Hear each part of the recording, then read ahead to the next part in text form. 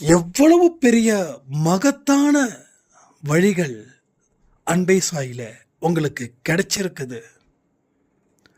ஒவ்வொரு கணம், ஒவ்வொரு யுகம் இனி இன்பமே நடக்கும். நிச்சயமா சொல்ற, உங்க கர்மாக்கள் உங்களை மன்னிக்கும். ஏன்னா கடவுளுடைய அருள் பெற்ற குழந்தையா நீங்க இருக்கிறதால உங்களுடைய தண்டனைகள் நிறுத்தி வைக்கப்படுகிறது. இந்த பதிவு நிறைய விஷயங்களை உங்களுக்கு உணர்த்தும். தாமதமா கேட்டாலும் முழுசா கேட்டுடுங்க. ஒரு நல்ல புரிதலோட உங்க வாழ்க்கையை ஆரம்பிச்சு பாருங்க. இப்போ வரைக்கும் நீங்க ஏன் இவ்வளவு தூரம் தவிக்கிறீங்கன்னா, உங்களுக்கு கிடைக்க வேண்டியது கிடைக்காமலே இருக்கிறதால உங்களுடைய தவிப்பு இங்க அதிகமாகுது. அப்போ உங்க தவிப்பை கடவுள் பார்த்து நிறுத்த போறாருன்னா, அப்போ அவருடைய திட்டம் என்ன, உங்களுடைய செயல்பாடு எப்படி இருக்கணும் அப்படின்றத நீங்க தெரிஞ்சுக்க வேண்டாமா? ஸோ நிறைய பேர் ஃபுட்டு டொனேட் பண்ணியிருக்கீங்க. சாயப்பாவோட மனசில் நீங்கள் இடம் பிடிச்சிருக்கீங்க. இது சத்தியமான உண்மை. உங்கள் வாழ்க்கையில் பேரானந்த நிலை உங்களுக்கு நிச்சயமாக வரப்போகுது. இதை யாராலையும் மாற்ற முடியாது. ஒவ்வொரு இரவும் விழிப்புணர்வு மிக்க இரவாக இருக்கும். ஒவ்வொரு விடியலும் வெற்றிகரமான விடியலாகவே மாறதான் போகுது. அதில் பல அதிசயங்களும் நடக்கத்தான் போகுது. எதை நினைச்சும் கவலைப்பட வேண்டாம். கடந்த காலம் மறக்காதீங்க. நிகழ்காலத்தில் நிலைச்சி இருங்க. எதிர்காலத்தில் சிம்மாசனத்தில் நீங்கள் உட்காருவீங்க. அந்த மாதிரியான அருள் பெற்றவர்கள் இந்த அன்பே சாய் குடும்பத்தில் இருக்கிறவர்கள். இங்கே ஏகப்பட்ட மிராக்கிள்ஸ் நடக்குது. உங்கள் முயற்சியும் உங்கள் ஒழுக்கமும் உங்கள் நம்பிக்கையும் உங்களுக்கு திரும்ப திரும்ப திரும்ப ஒரு பேரானந்த வாழ்க்கையை தான் அது கொடுக்க போகுது. அதற்கு தகுதி பெற்றவர்களால் மட்டும்தான் இந்த பதிவை கூட கேட்க முடியும், பார்க்க முடியும். அதில் சொல்லப்பட்ட அத்தனை விஷயமும் உங்கள் வாழ்க்கையிலே நடக்க போகுது. வெற்றி நிச்சயம், சாயின் சத்தியம் நாளை முதல் மீண்டும் ஆரம்பமாகுதுன்னு சொல்லி இந்த பதிவை தொடர்ந்து நீங்கள் கேட்க வேண்டும்.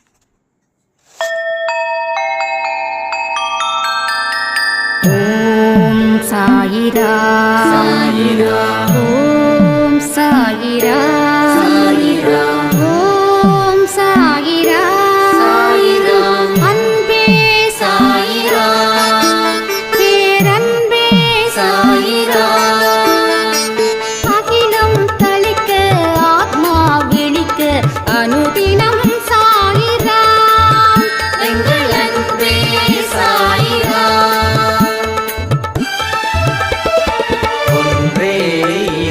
ஒன்றே பூமிக்கென்றும் சாயிரா, சரணம் சாயிரா, நன்றே செய்து வாழ்வோம், நாம் ஒன்றே செய்து வாழ்வோம், அன்பே சாயிரா.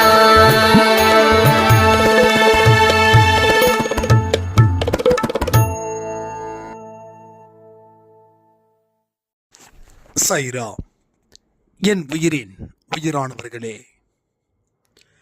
இன்னைக்கு அற்புதமான ஒரு ஆடியோ மெசேஜ் அன்பே சாய் குடும்பத்தில் இருந்து வந்தது. அதில் சொல்லப்பட்ட விஷயங்கள் கொஞ்சம் கவனமாக கேளுங்க. 10 வருஷம் கடந்த கால வாழ்க்கையை நினைச்சு நான் நிகழ்காலத்தை தொலைச்சேன். என் வாழ்க்கையில் எதிர்காலம் அப்படின்ற ஒன்று இல்லை அப்படின்ற நிலையில் நான் இருந்தேன். எனக்கு அன்பே சாய் அப்பா ஒரு நல்ல வாழ்க்கையை வாழணும்னா அதற்கு என்னென்ன விஷயங்கள் தயார் செய்யணும் அப்படின்னு ஞாயிற்றுக்கிழமை அன்னைக்கே கொடுத்த இரவு பதிவில் காண்பிச்சார். அந்த பதிவை நான் தொடர்ந்து கேட்குறேன். கேட்க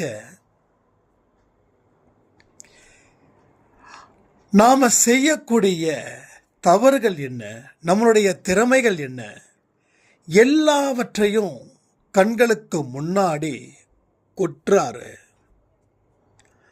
இதெல்லாம் நீ செய்யணும், இதெல்லாம் நீ செய்யக்கூடாது அப்படின்னு. இன்னைக்கு எனக்கு பொறுத்த வரைக்கும் எதிர்காலம் சிறப்பாக இருக்கணும் அப்படின்னும் போது நிகழ்காலத்தில் சரியாக பயன்படுத்திக்கோ. கடந்த காலத்தில் இருக்கக்கூடிய எந்த விஷயத்தையும் மறக்காத, அதை அனுபவத்தை எடுத்துக்கோன்னு சொன்ன ஒரு விஷயம் என் மனசில் ஈட்டியாக பாய்ஞ்சது. வலி இருந்தது, ஆனாலும் அந்த வலிக்கு மருந்து நம்ம அன்பே சாயப்பா அப்படின்னு சொன்னாங்க. இன்னொரு சாய்ராமுடைய மிராக்கிளோ இன்னும் வேற லெவல். கடனை அடைக்க முடியாம தடுமாறி தடுமாறி தடுமாறி இருந்த கடைசியா அந்த கடனை அடைப்பதற்கு உண்டான வழிகளை காண்பிச்சாரு. அதன்படி நான் தினந்தோறும் இந்த கடனை பற்றி யோசிக்காம வருமானத்துக்கு உண்டான வழிகள் என்னென்னு யோசிக்கும்போது என்னுடைய பார்ட்னர் ஒருத்தர் இருந்தார். அவரை நான் தொடர்பு கொண்டேன். அவரை தொடர்பு கொள்ளும்போது இந்த பிஸ்னஸை நான் நிறுத்துகிறேன், நீ இந்த பிஸ்னஸை எடுத்துக்கோ, எனக்கு கொஞ்சம் கொஞ்சமாக பேமெண்ட் பண்ணால் போதும் அப்படின்னு சொல்லும்போது எனக்கு அவ்வளவு ஹாப்பியாக இருந்தது. அன்பே சாய் கிட்ட நிற்கிறவங்களுக்கு அவர் என்றைக்கும் கைவிடுவது இல்லை. இதை நிச்சயமாக நீங்கள் பதிவில் சொல்லணும் அப்படின்னாங்க. நான் சொல்லிட்டேன். சாயப்பா உதவி செய்ய மாட்டார், சாயப்பா கண்டுக்க மாட்டார். எவ்வளவுதான் கஷ்டப்பட்டாலும் சாயப்பாவுக்கு மனசு வரலை எனக்கு உதவி செய்ய அப்படின்னு உங்கள் மனசில் கேள்விகள் யாரோ கேட்டிருக்கீங்கன்னு நினைக்கிறேன். நேற்று கூட யாராவது அழுதுருப்பீங்கன்னு நினைக்கிறேன். அப்படி யாராவது இருந்தாங்கன்னா தாராளமாக கமெண்ட் பண்ணுங்க. ஸோ என்னைக்கும் உங்கள் நம்பிக்கையை அவர் பொய்யாக்க மாட்டார், என்றைக்கும் உங்கள் நம்பிக்கையை அவர் வீணாக்கவும் மாட்டார். இது சத்தியம், வெற்றி நிச்சயம், சாயின் சத்தியம்.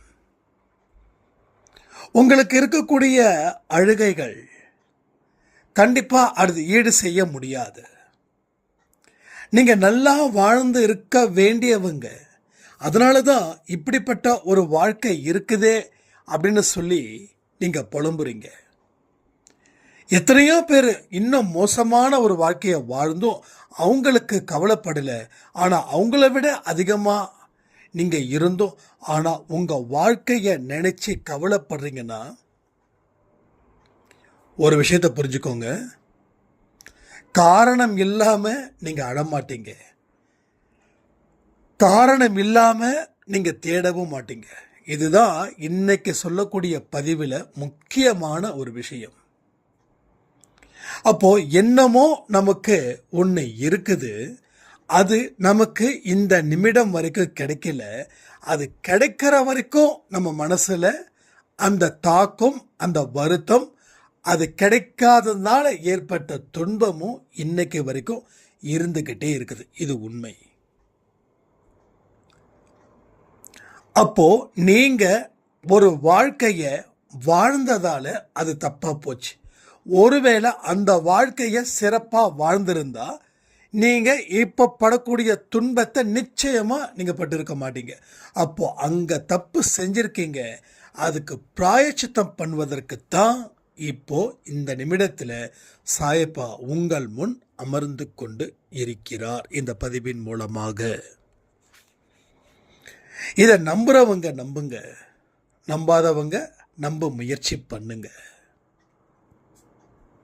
ஏன்னா நம்பிக்கையோட தேடுறவங்களுக்கு அவர் எந்த குறையும் வைக்க மாட்டார். அந்த வார்த்தையில் இருக்கக்கூடிய நம்பிக்கை வச்சு தான் நான் இப்போ இந்த நிமிடம் உங்க முன்னாடி பேசிக்கிட்டு இருக்கேன். ஸோ உங்கள் வாழ்க்கை ரொம்ப சிறப்பு, அதில் எந்த தொல்லையும் இல்லை. ஆனால் தொல்லைகளை உருவாக்குறதே உங்கள் மனம். அந்த மனதை சரி பண்ணணுன்றது தான் நமக்கு முக்கியமான ஒரு டாஸ்க்குங்க. நான் நிறைய விஷயத்தை பார்த்துருக்கேன். குழப்பத்தில் எந்த ஒரு விஷயம் செய்தாலும் அது சக்ஸஸ் ஆனாலும் என்னால் நிம்மதியாக தூங்க முடியல. ஆனால் குழப்பம் இல்லாமல் தெளிவாக செய்யக்கூடிய வேலையில் ஒரு தோல்வி வந்தாலும் என்னால் நிம்மதியாக தூங்க முடியுது. எதனால? இதை நம்ம புரிஞ்சுக்கணும்ல. இங்கே நிறைய பேருக்கு எவ்வளவோ பெரிய சக்ஸஸ் நான் கொடுத்துருக்கேன், ஆனால் என்னால் நிம்மதியான உறக்கம் இல்லை. ஏன் தெரியுமா? அது ஒரு குழப்பத்தோடு செஞ்சதால் வந்த வினை. ஆனால் தெளிவான மனநிலையில் நீங்கள் தோல்விகள் அடைந்தாலும் உங்களுடைய முகத்தில் ஒரு வெற்றியும் மனதில் ஒரு அமைதியும் ஏற்படுத்த முடியும். அதுதான் மனதில் இருக்கக்கூடிய அமைதி. அப்போ மனசுல அமைதி இருந்தா ஆனந்தம் பேரானந்தம் கிட்டும். மனசுல அமைதி இல்லை என்றால் நீங்க எவ்வளவு பெரிய பணக்காரரா இருந்தாலும் சரி, அது குறையா இருக்கும், அது கவலையா இருக்கும், அதுல ஒரு நொடி கூட உங்களுக்கு சந்தோஷம் கிடைக்காத வண்ணம் அது உங்களை எங்கேயோ கொண்டு போய் சேர்க்கும். இதை தான் நாம புரிஞ்சுக்க வேண்டிய பாடம். இங்க எத்தனையோ பேர் இருக்கீங்க, எத்தனையோ பேருக்கு எத்தனை விதமான துன்பங்கள் இருக்கு. இந்த துன்பங்களை எப்படா சரி பண்ணுவோம் நினைக்கவே வேண்டாம். நீங்க சரியா இருந்தா அந்த துன்பங்களும் உங்களுக்கு சீக்கிரமா தீருவதற்கு உண்டான ஒரு வழியை அது நிச்சயமாக ஏற்படுத்தி தீரும். இதை நீங்க நோட் பண்ணிக்கோங்க. அப்ப துன்பங்கள் கர்மாக்கள் அடிப்படையில வருது, கர்மாக்கள் செயல்கள் அடிப்படையா வருது, செயல்கள் எண்ணத்தின் அடிப்படையில வருது. அப்போ எதை சரி பண்ணா எங்க அடிக்கலான்ற டெக்னிக்ஸை தெரிஞ்சுக்கணும். ஸோ ஆன்மீகம் அப்படின்றது ஒரு பெரிய கடல். ஒரு அடியிலும் இருக்கக்கூடிய ரகசியத்தை தெரிஞ்சுக்கிட்டா எவ்வளவு பெரிய கடலை வென்றாலும் உங்களால் கடக்க முடியும். எவ்வளவு பெரிய கடலா நினைச்சு பயப்பட வேண்டாம். ஏன் கடலுக்குள்ள இறங்குறதுக்குள்ள ஏன் இவ்வளோ பெரிய வியப்பு? ஒருவேளை கடந்துட்டா முயற்சி பண்ணாமலே தோற்பதற்கு முயற்சி செய்து தோத்து பாருங்க, உங்களுக்கு ஆறுதல் வெற்றியாவது கிடைக்கும். இல்லைன்னா நாம் போயிருக்கலாமோ, போகாமல் இருந்ததுனால இவ்வளோ பிரச்சனைன்னு சொல்லி அந்த ஒரு கில்ட்டி ஃபீல் இருக்கு பாருங்க, ஒரு குற்ற உணர்ச்சி, அது உங்களை போட்டு உறுத்தும். இன்னைக்கு வரைக்கும் உங்களுக்கு அந்த விதமான ஃபீல் தான் இருக்கு, ஒரு கில்ட்டி ஃபீல். நல்லபடியாக வாழ்ந்திருக்கலாமே, நல்லபடியான ஒரு வாழ்க்கையை தேர்ந்தெடுத்திருக்கலாமே, இப்போ யோசிக்க வேண்டிய நிலை இருக்கே அப்படின்னு இங்கே நிறைய பேர் கண்ணீர் விட்டு அழுகுறாங்க. சில பேர் அழுவதற்கு கூட சுதந்திரம் இல்லாதது போல தத்தளித்து கொண்டு இருக்கிறார்கள். இது உண்மை.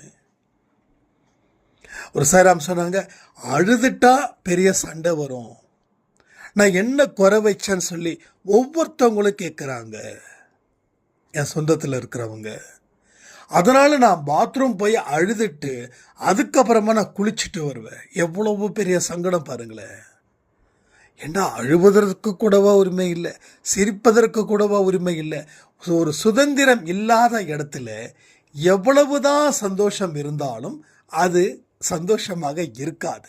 எவ்வளவுக்கு எவ்வளோ சந்தோஷமாக இருக்கிறோமோ அந்த அளவுக்கு மனசில் பாரங்களும் இருந்துக்கிட்டு தானே இருக்குது. அப்போ எல்லா காலத்திலையும் பணி செய்வது உங்கள் வேலையாக இருக்கட்டும். உங்கள் கடமையில் எந்த காரணத்தை கொண்டும் எதையுமே நிறுத்தாதீங்க, சிறப்பாக்கி முயற்சி பண்ணுங்க. எவ்வளவுக்கு எவ்வளவோ அதை சரி பண்ண முடியுமோ அவ்வளவுக்கு அவ்வளோ சரி பண்ணுங்க. உங்கள் மனசில் ஒரு அமைதியும் நம்பிக்கையும் கிடைக்கட்டும். பிசாய் குடும்பத்தில் தோத்துட்டாதான் இங்கே ஆச்சரியப்படணும். லிசன் பண்ணுங்க. ஸோ தோத்தாதான் இவன் தோத்துட்டானான்னு தோணணும். ஜெயிச்சுட்டா அவன் என்னப்பா, அவன் அன்பேசாய் குடும்பத்தில் இருக்கிறான், அவன் ஜெயிக்கிறதெல்லாம் சாதாரணம், இதையெல்லாம் நீ என்கிட்ட சொல்லிட்டு தெரியாத வேலையை பாரு அப்படின்ற அளவில் நீங்கள் உங்கள் வாழ்க்கை தன்மையை மாற்ற முடியுமா?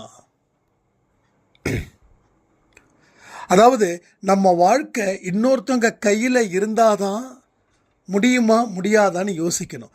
நம்ம வாழ்க்கை நம்ம கையில் தான் இருக்குதுன்னு நினைக்கும் போது அதுவே உங்களுக்கு சந்தோஷத்தையும் பேரானந்த நிலையையும் அது ஏற்படுத்தும், ஏற்படுத்தியே தீரும். இதை கொஞ்சம் உள்வாங்குங்க. ஒவ்வொருவருக்கும் கொடுக்கப்பட்ட ஒரு விஷயத்தை சிறப்பாக செய்தாவே பெருமையாக வாழ முடியும் வாழ்க்கையில். அடிக்கடி எனக்குள்ள எழக்கூடிய கேள்வி ஒன்னே ஒன்று தான். இந்த அறிவு 10 வருஷத்துக்கு முன்னாடி உனக்கு ஏன் இல்லாமல் போச்சு? அப்போ 10 வருஷத்துக்கு முன்னாடி இதே நான் தான் அங்கே இருந்தேன். பட் என்னுடைய வாழ்க்கையில் நான் எதையுமே சரியாக சாதிக்கல, எதையுமே சரியாக பார்க்கல. சரியாக பார்த்தா தானே சாதிக்க முடியும். அப்போ வலியும் வேதனையும் வந்ததால் சரியான பாதையில் போகிறேன். அந்த சரியான பாதையில் போகிறதால நிச்சயமாக சாதிப்பேன்.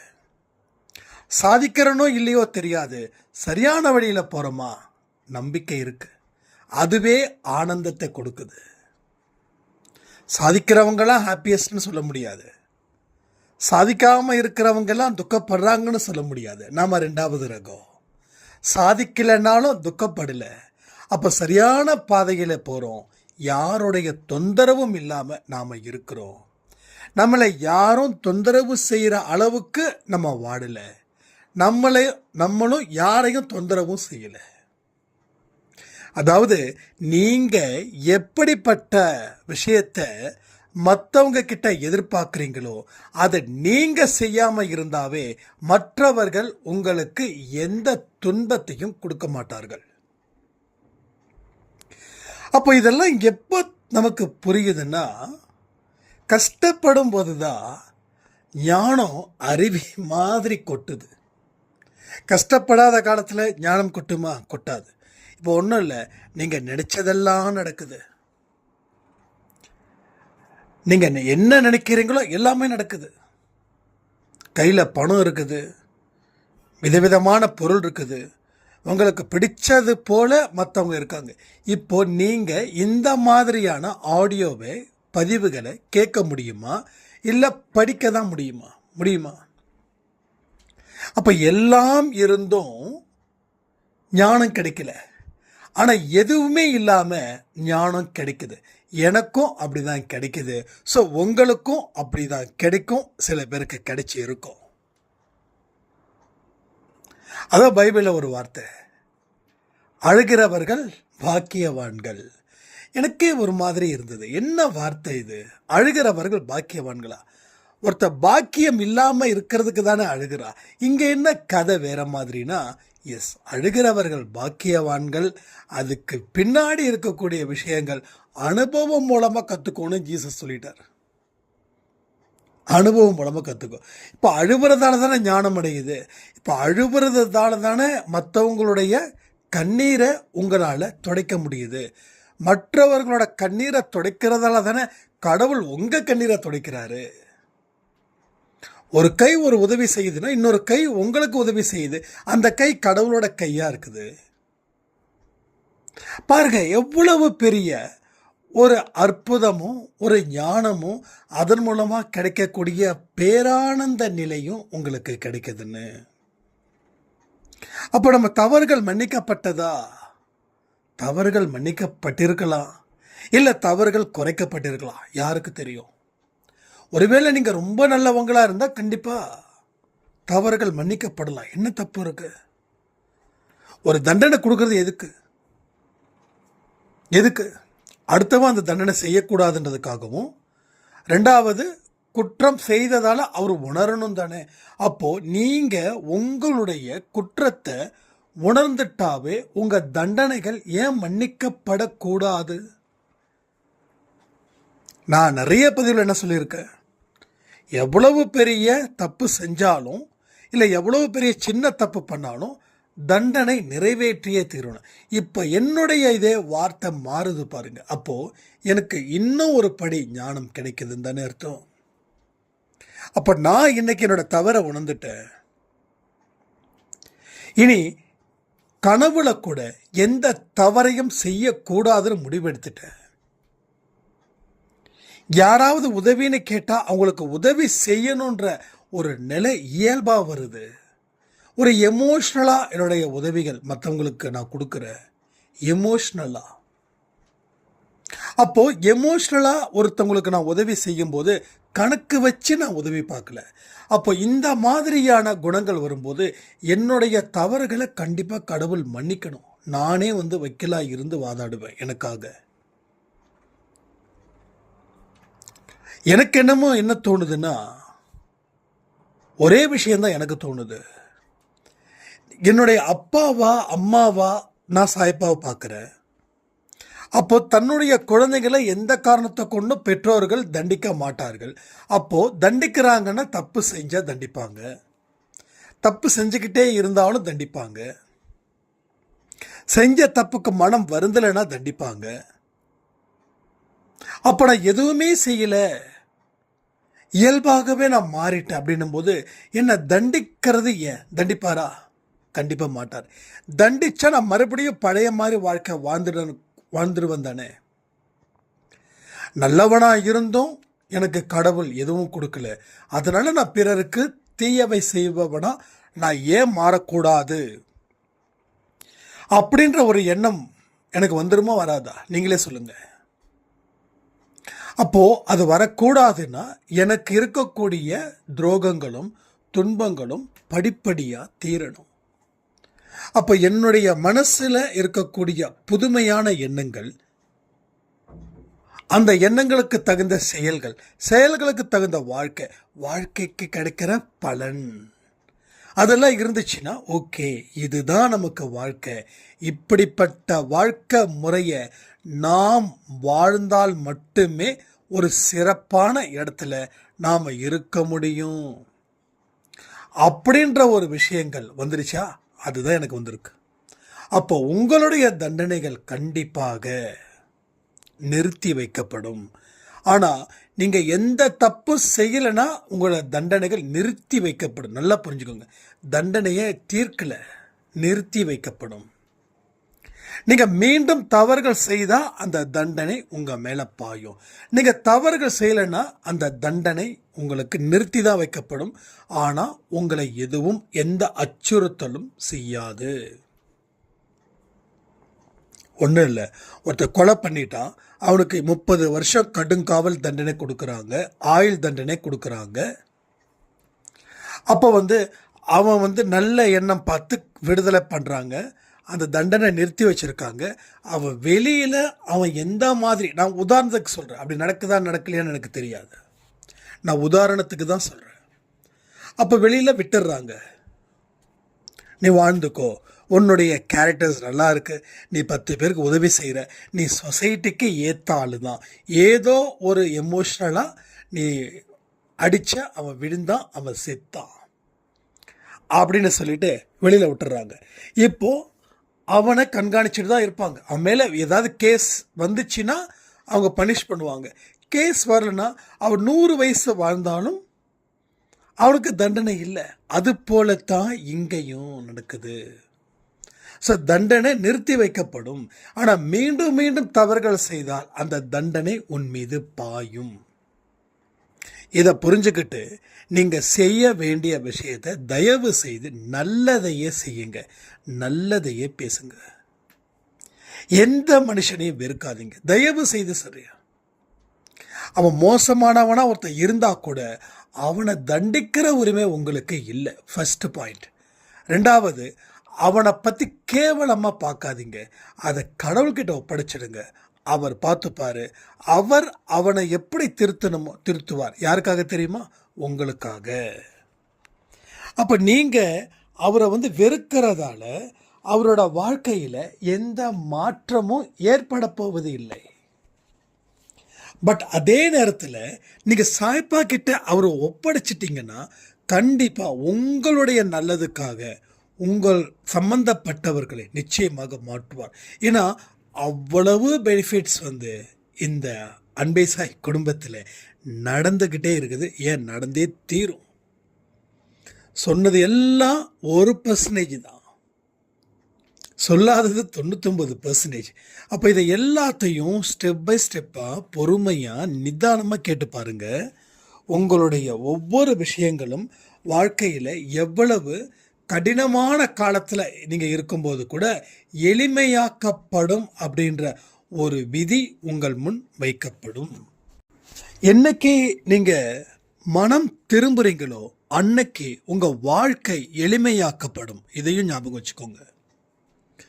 மனம் திரும்புதல் ஒவ்வொரு மனுஷனுக்கும் ஒரு புது வாழ்க்கையை கொடுக்குது. எப்படி மனம் திரும்ப முடியும்?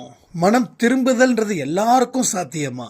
இந்த இடத்துல நீங்கள் எவ்வளவுக்கு எவ்வளவு பாக்கியசாலிகள் அப்படின்றத புரிஞ்சுக்கோங்க. அன்பே சாய் குடும்பத்தில் இருக்கிறவங்களுக்கு எவ்வளவு பெரிய ஒரு வரத்தை சாய்ப்பா இங்கே கொடுத்துருக்காருன்னா, நீங்கள் மனம் திரும்பி இருக்கீங்க. இப்போ வரைக்கும் மனம் திரும்பாமல் எத்தனையோ மனிதர்கள் இப்போ வரைக்கும் அவங்க தப்பு மேலே தப்பு செஞ்சுக்கிட்டே இருக்காங்க. எத்தனையோ இடத்துல இன்னமும் ஒருத்தவங்க பழி வாங்கிட்டு தான் இருக்காங்க, இன்னமும் ஒருத்தவங்க திட்டிக்கிட்டு தான் இருக்காங்க, இன்னமும் ஒருத்தவங்க கேவலப்படுத்திட்டு தான் இருக்காங்க. ஆனால் நீங்கள் அன்பே சாய் குடும்பத்தில் எப்படி இருக்கீங்க? மனம் திரும்பி இருக்கீங்க.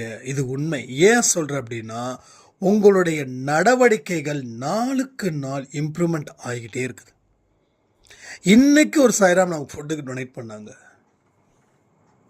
265 ரூபா. உண்மையிலே சொல்கிறேன், அவங்களுக்காக நான் எல்லாருக்காக நான் பிரார்த்தனை பண்ணுறேன். எல்லாருக்காகவும் நீங்கள் தனிப்பட்ட முறையில் டொனேட் பண்ணுறீங்க, நீங்கள் சாப்பாடு வாங்கி கொடுக்குறீங்க, எல்லாருக்கும் கடவுளோட மனசில் இடம் இருக்குங்க. நீங்கள் செய்யுங்க. 265 ரூபா சொல்லிட்டு அந்த அம்மா சொல்கிறாங்க, தம்பி இவ்வளோதான்ப்பா இருக்குது, யாருக்காவது சாப்பாடு வாங்கி கொடுப்பா. அதுதான் கொடுக்குற மனசு. யாருக்காவது சாப்பாடு வாங்கி கொடுப்பான், அப்போதான்ப்பா கடவுள் என்ன காப்பாற்றுவார்னு அந்த அம்மா சொல்லல. யாருக்காவது பசியோடு இருப்பாங்கப்பா, உங்கள் முன்னாடி சாய்ப்பா கண்ணில் காட்டுறாங்க, அவங்களுக்காக நீங்கள் நிச்சயமாக இதை வாங்கி கொடுங்க அப்படின்றாங்க. எவ்வளோ அற்புதமான வார்த்தைகள் இல்லை? அந்த மனம் திரும்புதல் எங்கேருந்து வந்ததுன்னா, கடவுள் உங்களுக்கு கொடுத்த ஒரு வரம். நாம் நினைக்கிறோம் கடவுள் ஒரு வரத்தை கொடுத்தா ஒரு காரில் போவோம், ஒரு பெரிய பங்களா வாங்குவோம், அதுதான் வரும் அப்படின்னு. அது இல்லை, அது முற்றிலும் தவறானது.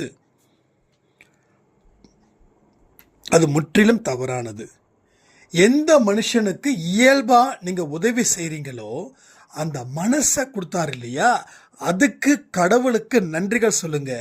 இப்போவே நன்றி சாயப்பான்னு ஒரு கமெண்ட்டை கமெண்ட் பண்ணுங்க. ஏன்னா நான் சொல்லக்கூடிய வார்த்தையும் உங்கள் கமெண்ட்டும் இன்னும் ஒரு பவர்ஃபுல்லாக்கும் உங்களுக்கு. மற்றவர்கள் மனதில் இடம் பிடிக்கணும்னு எத்தனையோ முயற்சி செய்கிறோம் இல்லையா? ஒரு ஸ்டூடெண்ட்டு இருக்கான், அவன் நல்லா படிக்கிறான். அவனோட மெயின் ஆம்பிஷன் என்னன்னா, டீச்சர்ஸ் கிட்ட நல்ல பெயர் எடுக்கணும். அப்படின்னா நல்ல பெயர் எடுத்து அவங்க மனசில் அவன் உட்காரணும் அப்படின்னு. அதே போல ஒரு கஸ்டமர், ஒரு வியாபாரியும் கஸ்டமர்கிட்ட நல்ல பெயர் எடுக்கணும், அவங்க மனசில் உட்காரணும்னு சொல்லி ஒரு பிஸ்னஸ் மேனும் விரும்புகிறான். அதே போல் வேலை செய்கிறவங்க தன்னுடைய முதலாளிகிட்ட நல்ல பெயர் எடுக்கணும்னு சொல்லி அவங்க மனசில் உட்கார முயற்சி பண்ணுறாங்க. எல்லாத்தையும் தாண்டி கடவுளோட மனதில் நம்ம பெயர் இருக்கணும் தானே. இங்கே சொல்கிறேன், அன்பே சாய் குடும்பத்தில் இருக்கிறவங்க ஒவ்வொருத்தவங்களுடைய பெயரும் சாயப்பாவோட மனதில் இடம் பிடித்து உள்ளது. சாயப்பா மனசில் இடம் பிடிச்சவங்களுக்கு கர்மாவே இல்லை, கர்மா அகற்றப்படும். அப்போ அவரோட மனசில் இடம் பிடிக்கிறதுக்கு என்ன செய்யணும்? பக்தி இருந்தால் போதுமா?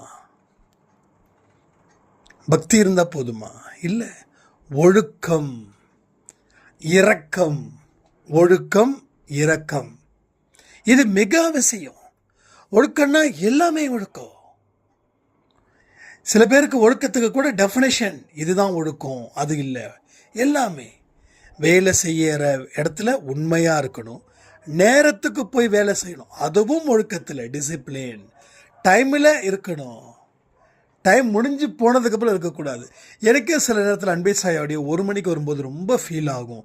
ஏன்னா சில நேரத்தில் ஆடியோ கொடுக்கறதுக்கு டைம் இருக்காது, இல்லை அந்த பிளேஸ் இருக்காது. நான் சம்டைம்ஸ் வீட்டில் கொடுத்தா ப்ராப்ளம் இல்லை, வெளியில் கொடுக்கும்போது சவுண்ட்ஸ் இருக்கும்.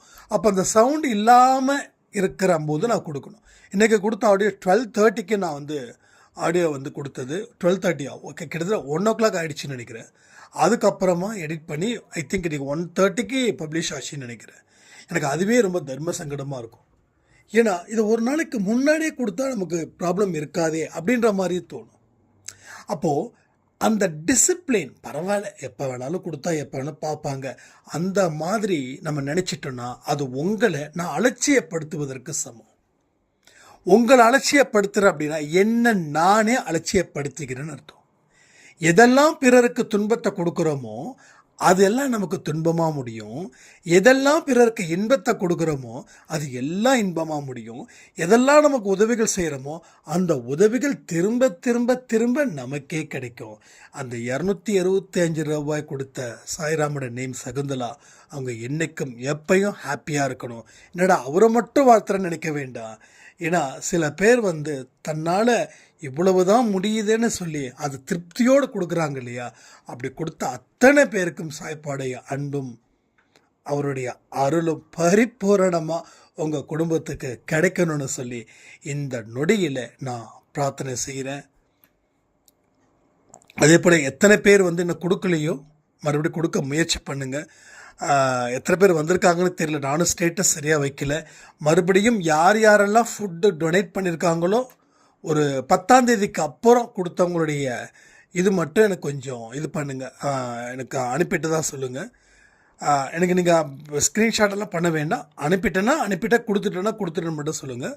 உங்கள் நேம் சொல்லுங்கள், நான் ஸ்டேட்டஸில் வைக்கிறதுக்கு ஈஸியாக இருக்கும். ஏன்னா ஒருத்தவங்க பெயர் கூட மிஸ் பண்ணிடக்கூடாதுன்றது தான் நம்மளுடைய கணக்கு.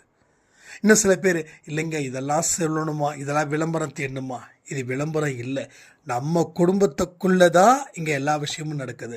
ஸோ இது அதனால் விளம்பரம் கிடையாது. நாம் இத்தனை பேர் இவங்களுக்கு கொடுத்துருக்காங்கன்னு சொல்லி நம்ம குடும்பத்தை தாண்டி யார்கிட்டையும் நான் பேச போகிறது இல்லை. இப்போ நம்ம குடும்பத்தில் மொத்தம் ஒரு 1000 பேர் இருக்கிறாங்கன்னா ஒரு 100 பேர் கொடுத்துட்டாங்கன்னா இவங்க கொடுத்துட்டாங்கன்னு சொல்லி மறுபடியும் போட்டு செய்வாங்க இல்லையா. அப்படி செய்ய செய்ய செய்ய அது அவர்களுக்கு இன்னமும் கொடுக்கணுன்ற ஒரு ஆர்வமும் வரும்.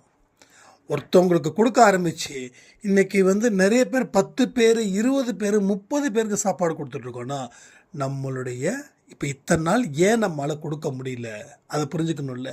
இத்தனை நாள் நம்ம கொடுத்தோமா இல்லை. எத்தனையோ பேர் வந்து இப்போ கூட சொல்கிறேனே, எத்தனையோ பேர் சாப்பாடு கொடுக்கறதுன்றது ரொம்ப ரேர். உங்கள் ஃபேமிலியில் உங்கள் ரிலேட்டிவ்ஸில் நீங்கள் யார்கிட்ட கேட்டு பாருங்கள், யாராவது பசிச்சா யாராவது வந்து கேட்டாங்கன்னா சாப்பாடு கொடுப்பியா இல்லை காசு கொடுப்பியான்னு கேட்டு பாருங்களேன்.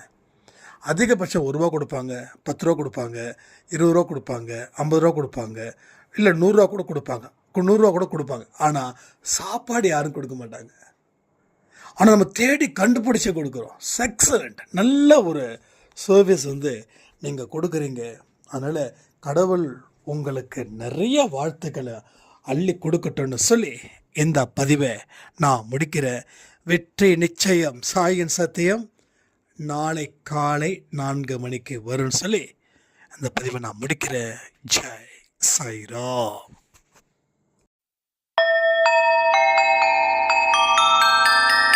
ஓம் சாயிராம்.